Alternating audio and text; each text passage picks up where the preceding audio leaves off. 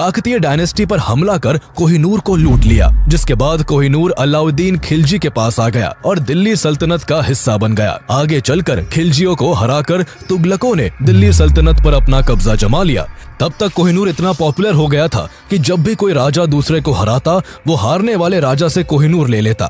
इसी तरह कोहिनूर भी खिलजियों से होकर तुगलकों के पास चला गया। तुगलकों के पास पहुंचने के बाद कोहिनूर फिरोज शाह तुगलक के पास आ पहुंचा। आगे चलकर तुगलकों से होते हुए कोहिनूर मालवा के राजा होशंग शाह के हाथों में आ गया। मालवा का राजा बनने के बाद होशंग शाह अपने पड़ोसी राज्य ग्वालियर को जीतना चाहता था। उस समय ग्वालियर पर तोमर राजा डोंगरेंद्र सिंह शासन कर रहे थे। होशंग शाह ने मौका पाते ही ग्वालियर पर अटैक कर दिया, लेकिन वो डोंगरेंद्र सिंह से बुरी तरह हार गया। अपनी जान बचाने के लिए होशंग शाह ने कोहिनूर समेत अपनी सारी संपत्ति डोंगरेंद्र सिंह को सौंप दी। इस घटना का जिक्र बाबर नामा में भी मिलता है, जो इस हीरे का फर्स्ट डॉक्यूमेंटेड प्रूफ भी है।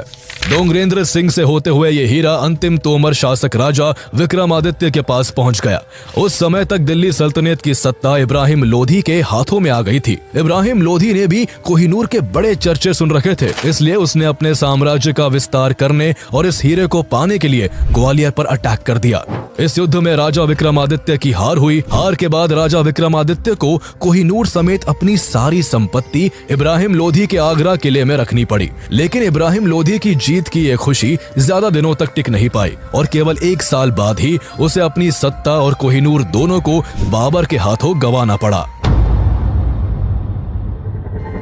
दरअसल उस दौरान बाबर दिल्ली पर राज करने के सपने संजोए 1519 से ही भारत पर कई बार आक्रमण कर चुका था, लेकिन उसे हर बार यहाँ से हार कर लौटना पड़ता था। 1526 में बाबर ने एक बार फिर से भारत पर आक्रमण किया। इस बार उसकी लड़ाई इब्राहिम लोधी के साथ